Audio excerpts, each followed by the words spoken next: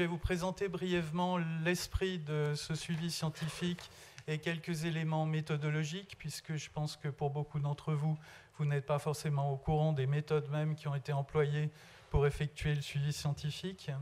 Ensuite, je vous présenterai des résultats principaux. Qu'est-ce qu'on a pu observer au point où l'on en est aujourd'hui de ce suivi. Et puis ensuite, Nicolas et Jean-Michel vous parleront de capacité de prédire, donc de modèles bâtis sur les données acquises jusqu'à présent. Et Jean-Michel ouvrira les perspectives de ce suivi. Alors, deux éléments de contexte. En quelque sorte, la philosophie de ce suivi en deux points. Le premier point, c'est qu'on s'adresse bien à une entité et pas à des morceaux de l'entité fluviale. Donc pour nous, le cours principal du fleuve, ses annexes, qu'on va appeler des lawns dans le bassin rhodanien, mais aussi le barrage, j'emploie le terme à dessein, le fonctionnement de ce barrage, et toute l'histoire du système, l'histoire géomorphologique et l'histoire de l'aménagement, forment une entité qui nous concerne et sur laquelle on effectue le suivi.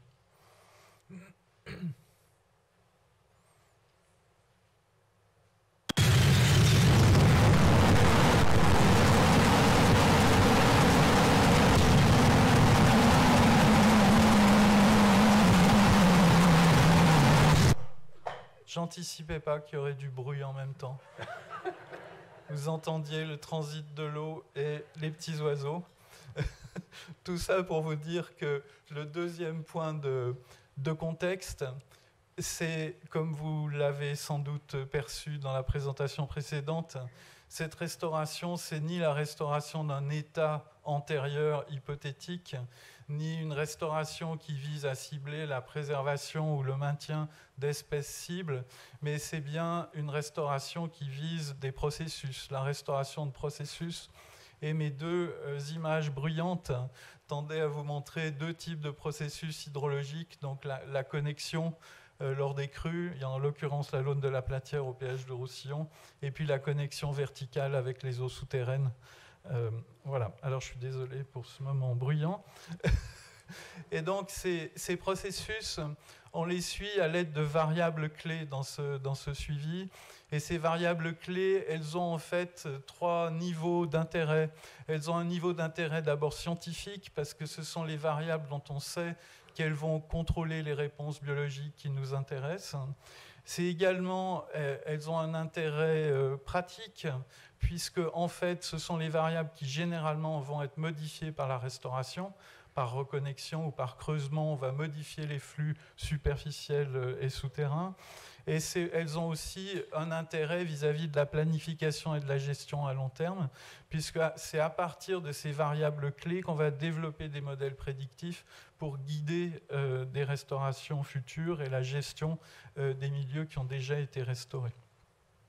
Alors, des exemples de ces variables clés, dans le chenal principal, ce sont les contraintes hydrauliques, donc en gros, un couplage de profondeur et de vitesse auquel les poissons, les invertébrés, le sédiment vont répondre.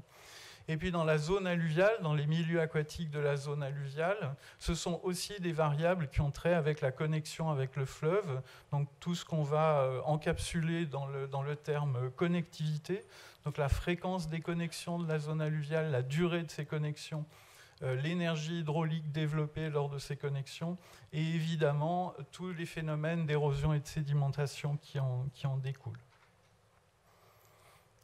Alors, le suivi de la restauration du Rhône, Christophe et Hervé vous ont montré une flèche temporelle. On peut rentrer dans le détail des opérations de suivi scientifique, ce que ce damier en couleur tente de faire pour vous, avec des grandes étapes, donc certains secteurs et certains compartiments qui ont été suivis depuis longtemps, donc par exemple les poissons sur le Haut-Rhône et le secteur de Pierre-Bénite, pour lesquels des suivis sont disponibles dès 1995. Et puis la mise en place de suivis plus structurés en 2002, plus complets et réguliers en 2002, juste avant la restauration des secteurs du Haut-Rhône à l'amont de Lyon. Et en 2007, avec un peu plus de recul pré-restauration sur différents secteurs du Bas-Rhône. Et comme vous le voyez, les différents compartiments Donc le sédiment, les invertébrés du chenal et de la zone alluviale et les poissons continuent à être suivis jusqu'à l'heure actuelle. Donc l'intérêt de ces protocoles, c'est qu'ils ont bénéficié d'années préliminaires d'expérience. Donc Christophe Moirot vous a parlé du programme Pyrène qui était à l'origine finalement de toutes ces méthodes. Et donc l'accumulation de ces données sert non seulement à rendre compte de l'effet de la restauration, mais à développer des modèles prédictifs comme vous le verrez un petit peu plus tard. Alors au niveau des méthodes, les poissons sont pêchés par pêche électrique par point. Donc on a des estimations ponctuelles d'abondance, EPA. Et vous voyez ici un ordre de grandeur du nombre de points d'échantillonnage par station. Donc 9 aménagements, 9 vieux Rhônes sont suivis. Et donc une pêche dans le vieux Rhône, c'est entre 100 et 200 échantillons ponctuels d'abondance. Et dans les Launes, dans la zone alluviale également, un effort de pêche, donc une campagne de pêche, c'est entre 25 et 50 échantillons ponctuels. Et une vingtaine d'annexes fluviales de l'Aune sont suivies pour les peuplements piscicoles. Les invertébrés, donc le deuxième compartiment biologique qui est suivi, est également suivi à l'aide d'un échantillonnage par points, avec des méthodes qui sont adaptées aux différents compartiments. Donc dans le Rhône, on a un échantillonnage avec un outil qui s'appelle un bentomètre qui permet de prélever ce qui vit sur le fond du cours d'eau. Et on prélève également par points à l'épuisette à l'intérieur d'une surface délimitée dans les Launes. Et dans les deux cas, on mesure un ensemble de variables qui permettent de décrire le micro-habitat des invertébrés, donc les contraintes hydrauliques dans le cours d'eau et la structure de l'habitat, végétation, nature du substrat dans les Launes. Pour les sédiments, l'enjeu est de mesurer essentiellement l'évolution du recouvrement en sédiments fins. Et donc la technique de base consiste à parcourir les Launes dans leur dimension longitudinale et à mesurer la profondeur d'eau et l'épaisseur de la couche de sédiments fins, et donc l'évolution de cette épaisseur au cours du temps. Des prélèvements de sédiments sont également effectués pour analyser la taille des particules présentes sur le fond. L'objectif de ces suivis répétés est évidemment d'anticiper, de mesurer, de modéliser la durée de vie de la Laune, c'est-à-dire l'évolution de la couche sédimentaire fine qui peut à terme combler le chenal latéral. Alors, que s'est-il passé? Un extrait de résultats. Alors, dans les courts-circuits, dans les vieux Rhônes, pour lesquels des augmentations importantes de débit réservé ont été effectuées au titre de la restauration, on a pu observer effectivement des changements significatifs dans les profondeurs et dans les vitesses de courant. Par exemple, à Pierre-Bénite, on augmente les vitesses moyennes par 5 et à Chautagne, on les augmente par 2. Donc on a effectivement une augmentation de l'hydraulicité et donc des contraintes hydrauliques qui s'exercent dans le milieu. Dans les annexes fluviales, il y a une grande diversité de méthodes de restauration qui ont été appliquées et on a donc aussi une grande diversité d'aspects de ces milieux restaurés. Certaines Launes, comme ici la Laune Matan à Braigné-Cordon, passent du stade Bauge à Sanglier à un stade chenal latéral courant permanent, ce qui est évidemment un changement radical. À d'autres endroits, lors de simples recreusements sans reconnexion avec le fleuve, la restauration enclenche un processus qui est très important et très intéressant au niveau de la diversité biologique, qui est l'enclenchement de successions écologiques. Et ces successions, elles peuvent être très rapides. Vous voyez ici la Laune Béart dans le secteur de Belay, qui, en 15 ans à peu près, suit une succession avec une colonisation végétale et une colonisation associée par les peuplements d'invertébrés. Donc on a sur un même endroit, initié par la restauration, un processus qui conduit à une forte diversité biologique. Alors, quelques résultats qui concernent les indicateurs biologiques. Vous avez ici des graphiques qui vous montrent l'évolution temporelle de groupes d'espèces qui nous concernent particulièrement. Un ensemble de poissons qui sont des espèces d'eau courante, dont on va donc attendre une réponse en augmentation, en réaction à l'augmentation de l'hydraulicité dans les vieux Rhônes. Et de la même façon, un groupe d'invertébrés qui aiment le courant et dont on attend aussi une augmentation comme manifestation de l'effet positif de la restauration. Et effectivement, les trois exemples qui sont ici, donc de haut en bas, les poissons à pierre bénite, les poissons à baie Logis-Neuf et les invertébrés à pierre bénite, montrent des tendances conformes à l'attente, c'est-à-dire à l'augmentation de ces espèces qui sont caractéristiques de conditions plus courantes. Alors ça ne marche pas tout le temps, et on a donc des exemples, ici en haut pour les poissons, en bas pour les invertébrés, d'absence de réaction à l'augmentation du débit réservé. Alors Jean-Michel, dans sa partie terminale, développera un peu les raisons qui poussent à penser qu'il n'y a pas forcément de réaction et quelles perspectives s'ouvrent à partir de ce constat. Dans les Launes, les sédiments sont donc suivis, comme je viens de vous le dire. Un premier résultat a été de mettre en place une typologie des types de composition granulométrique dans les Launes. Et cette composition granulométrique, elle est le reflet en fait des conditions de connexion et des conditions hydrauliques qui s'exercent dans ces milieux. Donc vous voyez sur ce graphique en triangle 4 ensembles de Launes définis par des couleurs qui correspondent à des types de dépôts granulométriques et donc à des types de fonctionnement hydrologique. Par exemple, le groupe bleu, c'est un ensemble de milieux qui sont donc soumis à des contraintes permanentes et relativement fortes, avec un substrat plutôt grossier.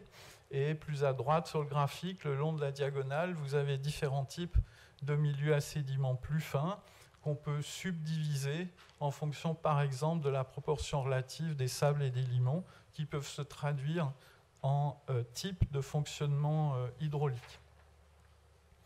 Au-delà de cette image assez statique, un résultat fondamental des travaux de suivi sédimentologique, c'est la capacité de prédire l'évolution de l'épaisseur sédimentaire de la couche sédimentaire fine et donc de prévoir, de modéliser la durée de vie en eau de ces milieux latéraux. Donc sur les 4 graphiques que vous voyez en haut, vous voyez des croissances de sédiments, d'épaisseur de sédiments fins en fonction du temps. Donc vous avez une échelle horizontale temporelle qui va jusqu'à 20 ans.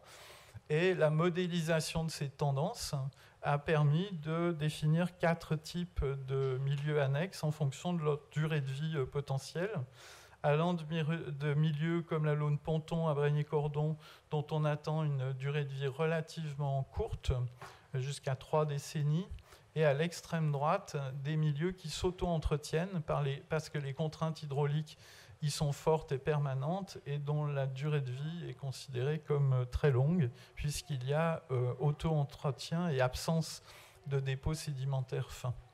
Donc ce gradient de durée de vie, il résulte en fait de la balance entre les contraintes hydrauliques lors des crues ou lors du passage permanent du courant et les phénomènes de reflux par l'aval dans ces milieux qui vont entraîner des dépôts importants de sédiments fins. Alors comme pour les invertébrés et les poissons, il y a aussi des phénomènes non attendus ou qui échappent à ce qu'on pourrait attendre dans un cadre de restauration, comme ici la Laune de Sisland, où effectivement c'est un phénomène externe, c'est l'incision du lit et la chute des niveaux d'eau dans le RCC qui ont entraîné l'atterrissement et l'assèchement de la Laune et non pas un processus de sédimentation fine.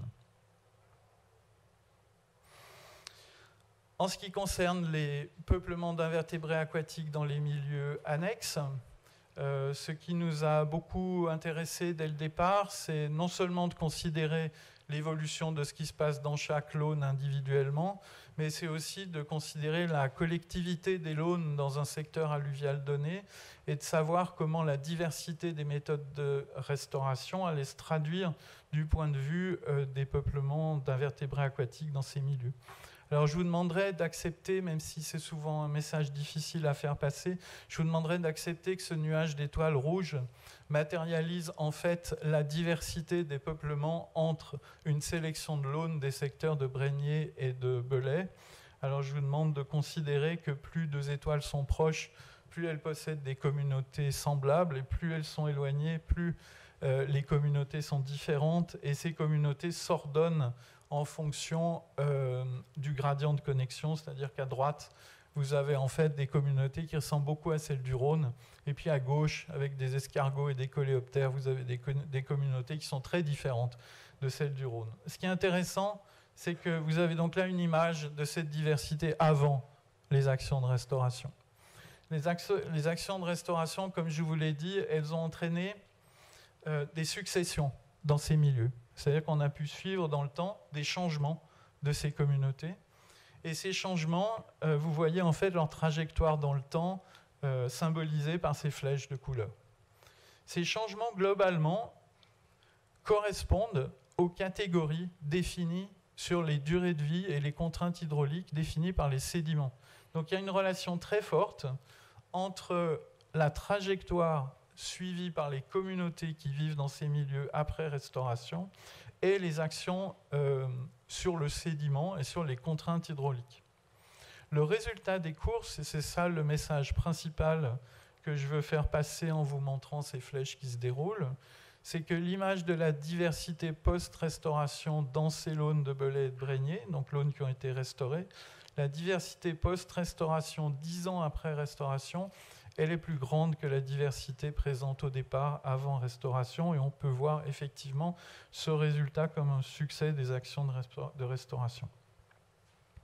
On peut avoir évidemment des coups de zoom sur des l'aunes individuelles, donc des annexes fluviales individuelles, avec des tendances très positives. Vous voyez ici des croissances régulières d'abondance ou de diversité de groupes que l'on considère comme des indicateurs de la qualité de ces milieux, soit de milieux très courants à gauche, avec des espèces qui s'enrichissent et qui traduisent une bonne hydraulicité, une atteinte d'un milieu qui est plus courant, plus dynamique. Et à droite, avec des mollusques, l'augmentation de ces mollusques dans les milieux qui suivent une succession rapide. C'est la l'Aune Béarn dont je vous ai montré les photos tout à l'heure. Et puis on a aussi des résultats plus négatifs. Et vous voyez ici deux espèces, un insecte, un mollusque, qu'on peut considérer dans une première phase comme croissant en réaction positive aux actions de restauration et dont on observe depuis quelques années des déclins. Alors pour l'une d'entre elles, le déclin est clairement identifié comme étant consécutif à l'opération d'abaissement de la retenue de Verbois en 2012. Pour l'autre, on n'a pas d'explication immédiate sur la tendance au déclin. Alors, quel message allez-vous emmener avec vous à l'issue de cette journée concernant cette partie ? En quelques mots, donc, on a observé des changements majeurs de conditions hydrauliques dans un certain nombre de vieux Rhônes où les débits ont été augmentés fortement, mais également de changements d'habitat dans les l'Aune restaurées, même les milieux les plus isolés. On a dans un certain nombre de cas des réponses biologiques qui marchent conformément aux attentes et dans d'autres cas des réponses qui marchent moins bien en fonction de l'état antécédent du système ou de conditions externes. On observe des trajectoires dans les changements hydrauliques et les changements sédimentologiques qui sont très marqués et qui ont des répercussions sur les trajectoires suivies par les communautés vivantes.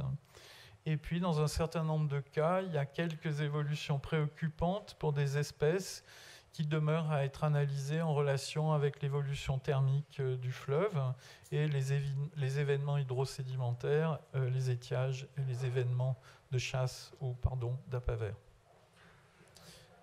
Alors, je cède la parole à Nicolas. Bonjour à tous. Vous avez échappé à la vidéo de Garcimore, pour ceux qui sont les moins jeunes, qui a beaucoup inspiré cette présentation. Des fois ça marche, des fois ça marche pas. Mais servez-vous-en pour retenir tout le message d'Emmanuel. Alors, cette troisième partie va s'intéresser à l'approche prédictive qu'on a associée au programme Roneco, comme l'a dit Emmanuel. Alors c'est quelque chose d'important pour nous et pour les opérationnels évidemment, parce que les opérations de restauration physique, c'est quand même assez coûteux, c'est des opérations de long terme, c'est à l'échelle mondiale plusieurs dizaines, peut-être une centaine de milliards d'euros par an à peu près. Et on a besoin donc d'avoir des modèles pour nous guider vers des opérations ou des mesures qu'on essaye de faire efficaces. Roneco, dans ce cadre-là, c'est quand même un des rares programmes assez solides sur le long terme pour pouvoir tester ces approches prédictives et voir si on est capable, avec nos outils scientifiques aussi, d'orienter les décisions vers de l'efficacité. Le principe de l'approche prédictive sur le programme Roneco, c'est de modéliser une partie des réponses biologiques. On ne s'est pas intéressé à tous les groupes, on n'a pas les moyens de le faire, mais une partie des réponses biologiques, en particulier les poissons et les invertébrés, aux variables clés de l'habitat dont a parlé Emmanuel. Donc c'est des vitesses du courant, des hauteurs d'eau dans les chenaux principaux, et puis des fréquences de connexion et des vitesses d'écoulement dans les bras latéraux, dans les lônes. Ça ne veut pas dire qu'on oublie le reste, la température, la qualité d'eau, etc., mais qu'on s'est intéressé pour l'approche prédictive aux variables qui étaient le plus modifiées par les opérations de restauration.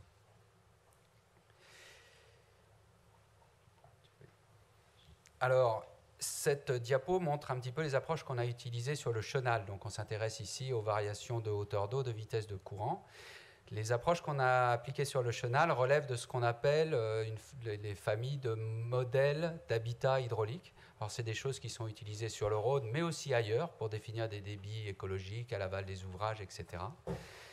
Le cœur de ces approches, c'est ce qui est au milieu de l'encart rouge que vous voyez ici, c'est de s'intéresser à ce qu'on appelle abusivement les préférences des espèces pour les variables d'habitat clés que sont les hauteurs d'eau, les vitesses de courant ou les forces sur le fond. Donc les schémas que vous avez ici dans cet encart rouge illustrent que quand on regarde comment un organisme donné ou une classe de taille ou une espèce répond aux caractéristiques hydrauliques, ici ce sont des forces sur le fond pour les invertébrés, son abondance ou sa densité change pour des tas de raisons d'alimentation, de niches écologiques, etc. Donc par exemple, le trichoptère qui se trouve sur le dessus ici et qui est un animal qui va utiliser des forces de courant très élevées dans l'utilisation de ses habitats. Ces préférences des espèces sont maintenant bien connues et ont un bon degré de généralité, de transférabilité d'un site à un autre. Donc le principe de ces modèles, c'est de coupler ces préférences avec ce que vous avez sur la gauche ici, c'est-à-dire des modèles hydrauliques du fonctionnement du cours d'eau, qui nous disent, eux, quand je change le débit, et notamment le débit minimum à l'aval des barrages, on va tous dire barrages, c'est un challenge. Donc quand on change le débit à l'aval des barrages, qu'est-ce qui va se passer pour les hauteurs d'eau, pour les vitesses, pour les forces sur le fond? Et donc en couplant ces modèles hydrauliques avec les préférences des espèces, on en déduit des prédictions de changement de densité, si l'hydraulique est le facteur limitant, en fonction de la gestion des débits à l'aval des ouvrages. La diapo suivante vous montre un exemple de test de ces prédictions. Donc là, on confronte des observations qu'on fait sur le terrain. Donc ce que vous avez là sur l'axe des Y, c'est des observations par nos pêches électriques, par les échantillonnages d'invertébrés qu'a présenté Emmanuel. Donc c'est des observations de changement de densité après la restauration, donc après moins avant, sur l'axe des Y. Et sur l'axe des X, vous avez les prédictions, les attentes telles que les fournissent les modèles d'habitat hydraulique dont je viens de parler. Donc ce que vous voyez ici de façon assez simplifiée, c'est qu'en tout cas sur le chenal, ça marche quand même relativement bien en termes de prédiction de réponse des taxons. Donc chaque point ici, c'est une espèce différente ou une classe de taille différente. À gauche, vous avez des réponses sur Pierre-Bénite, que vous visiterez pour certains d'entre vous cet après-midi sous le soleil. Et puis à droite, vous avez des réponses sur le Haut-Rhône, sur le Vieux-Rhône de Chautagne. En haut, c'est des réponses pour les poissons, en bas, c'est des réponses pour les invertébrés. Donc c'est des choses qui sont quand même assez bien validées. Et donc ça conforte l'utilisation de ce type de modèle sur le Rhône et ailleurs où ils sont utilisés aussi. Sur les Launes, donc les variables hydrauliques clés dont a parlé Emmanuel, ce sont des fréquences de connexion, ce sont des vitesses d'écoulement. Et là, on a essayé, pareil, de prédire, de développer des modèles pour prédire les réponses à la fois en termes d'évolution physique de la Laune, c'est ce que vous avez sur cette diapositive, et d'évolution biologique de la Laune.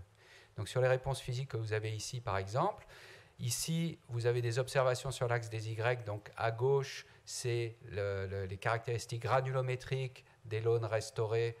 Et à droite, c'est les vitesses de sédimentation, de sédimentation par les fines qui sont observées dans ces Launes. Et vous voyez qu'on arrive à prédire ce fonctionnement physique en fonction, alors sur l'axe des X, des fréquences de connexion amont et aval et des vitesses d'écoulement dans ces Launes, c'est-à-dire des variables sur lesquelles peut jouer le gestionnaire. Donc on arrive à prédire le fonctionnement physique. C'est aussi vrai pour le fonctionnement biologique. Alors je ne vais pas détailler les modèles biologiques utilisés dans les Launes. La seule chose que je vais dire, c'est qu'ils ont fait l'objet aussi de validation de terrain en termes de prédiction de réponses biologiques à ces caractéristiques physiques des Launes. Un peu moins solide que dans les vieux Rhônes, probablement parce que c'est des milieux plus complexes en termes de fonctionnement, avec les échanges avec la nappe, des modifications de température, etc.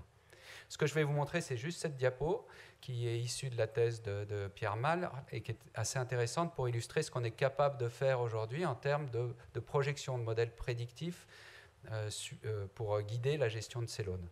Donc ce graphique représente ce qu'on peut prédire pour une Laune qui va être reconnectée en termes à la fois d'évolution physique. Alors c'est les lettres que vous avez en bas. Donc on va passer par un stade A où on est à nouveau, on reconnecte la Laune, puis un stade B où elle se déconnecte à l'amont, puis un stade C où elle va à nouveau s'isoler.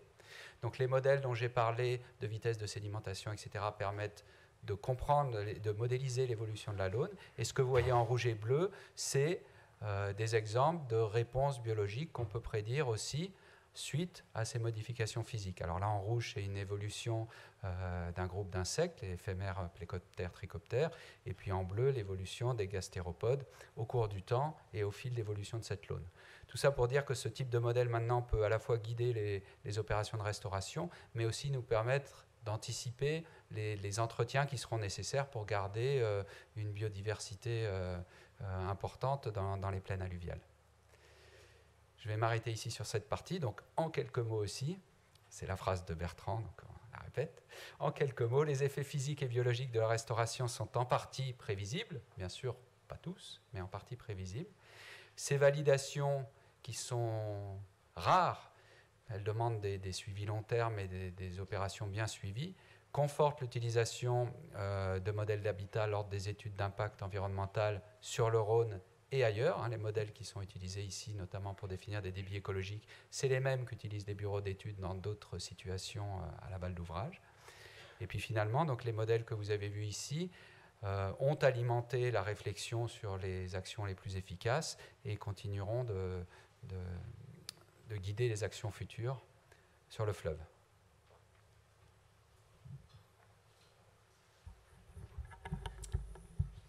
Donc je vais terminer cette présentation par quelques éléments de bilan et quelques perspectives. On a évidemment été obligé de faire des choix parce que 20 ans de recherche sur le Rhône, en termes de bilan, on aurait pu passer la matinée à dresser des bilans, et en termes de perspectives, on a fait quelques choix qui nous semblaient les plus pertinents. En fait, on a découpé ces choix en 5 points importants. Le premier, c'était évidemment la nécessité de mieux comprendre pourquoi les réponses qui sont très modérées ou inexistantes dans certains cas se produisent et comment on peut les expliquer. Le deuxième point, c'était faire un focus sur l'intérêt des suivis long terme, parce qu'une des grosses forces du programme Rhône Eco et des différents programmes qui ont été mis en place sur le Rhône, c'est de produire de la donnée sur le long terme, ce qui est assez exceptionnel. Le troisième point, c'était une idée qui nous est venue lors de l'analyse des données de mettre en évidence cette nécessité de comprendre les effets des procédures de restauration à l'échelle des plaines alluviales, comme l'a souligné Emmanuel tout à l'heure, c'est-à-dire de considérer l'hydrosystème comme une entité.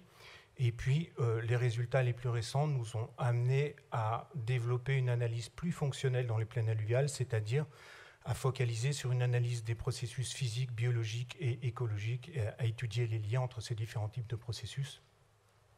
Et puis le suivi qui est réalisé dans le cadre de Rhône Eco comporte une dimension observatoire qui est vraiment une des caractéristiques du suivi et qui a aussi son importance.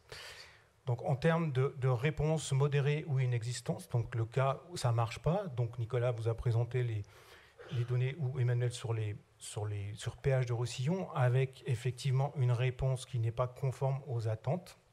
Et donc on peut trouver au moins deux éléments d'explication pour expliquer ce résultat. Le premier, c'est la présence du seuil de Perot en aval du tronçon court-circuité de pH de Roussillon, qui, malgré une augmentation de débit réservé conséquente, induit un ralentissement très très fort des vitesses d'écoulement sur plus de la moitié du tronçon court-circuité. Et puis, au niveau de pH de Roussillon, la température du Vieux-Rhône est relativement élevée. Sur ce graphique, là, le constat est illustré par une métrique qui est la somme des degrés jour pour lesquels la température moyenne journalière du Rhône est supérieure à 18 degrés. Et dans le cadre du Vieux-Rhône de pH de Roussillon, la valeur de cette métrique est relativement élevée si on la compare par exemple à celle du Haut-Rhône et notamment à celle qu'on observe dans le Vieux-Rhône de Belay qui va être comprise entre 675 et 1975 comparativement à ce qu'on peut observer ici. Alors cette configuration thermique évidemment va favoriser un ensemble d'espèces thermophiles et donc avec une proportion relative d'individus appartenant à ces espèces thermophiles relativement importante, et parmi ces espèces, et parmi les espèces les plus abondantes, eh bien, rares sont celles qui appartiennent à la guilde des espèces d'eau courante. Ensuite, je vais présenter deux points sur l'intérêt des suivis long terme. Le premier concerne les changements physiques dans les bras restaurés, et le deuxième concerne l'évolution des communautés aquatiques, en prenant comme exemple l'évolution des peuplements de poissons.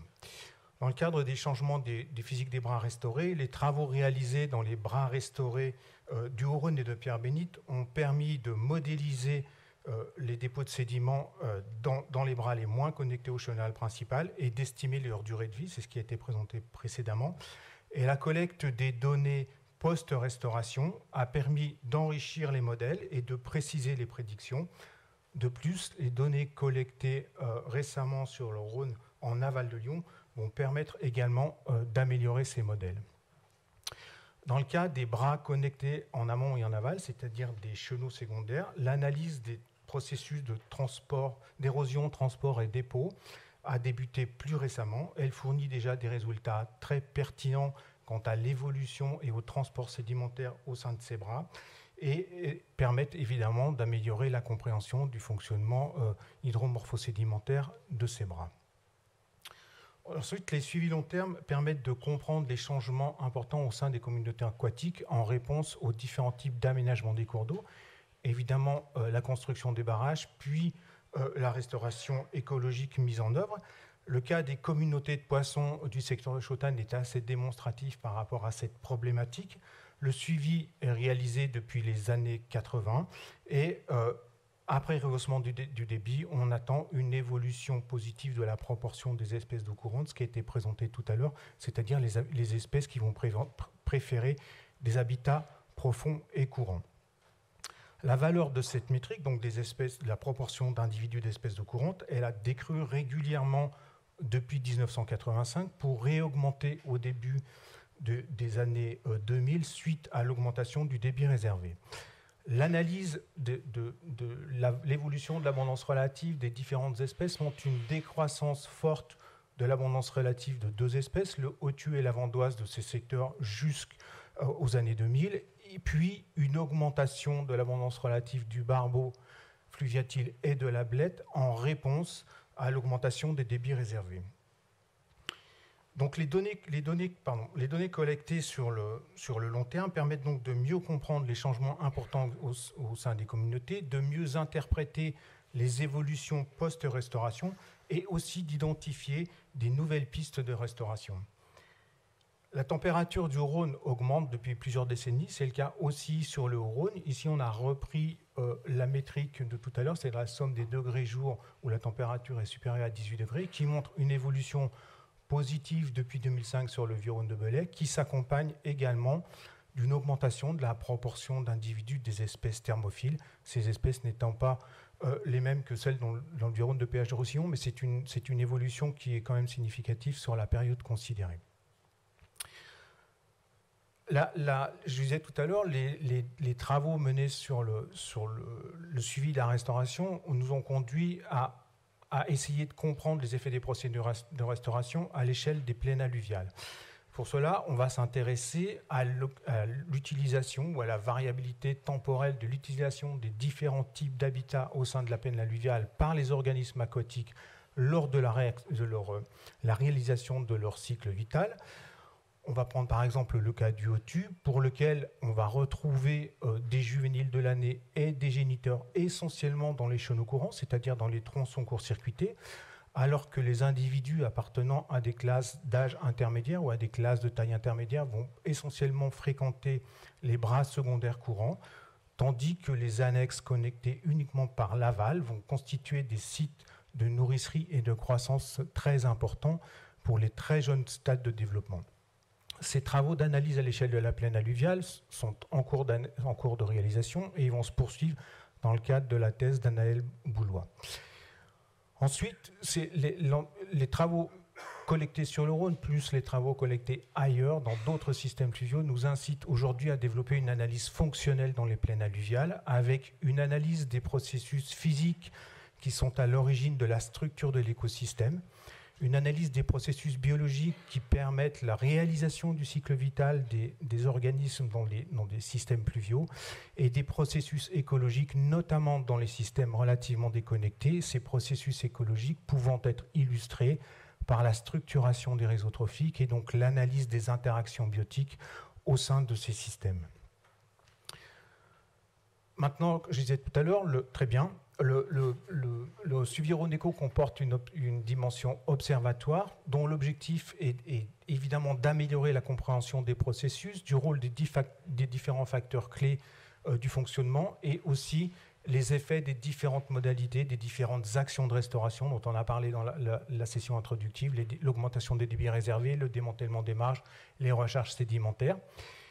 Ça nous permet aussi de préciser les mécanismes qui sont à l'origine des évolutions constatées, de manière à mieux hiérarchiser les leviers à mobiliser dans les secteurs qui sont déjà restaurés, où il reste des potentialités très fortes d'amélioration de la qualité environnementale, mais aussi d'anticiper l'impact de nouveaux aménagements, comme par exemple la construction de nouveaux barrages sur le Rhône.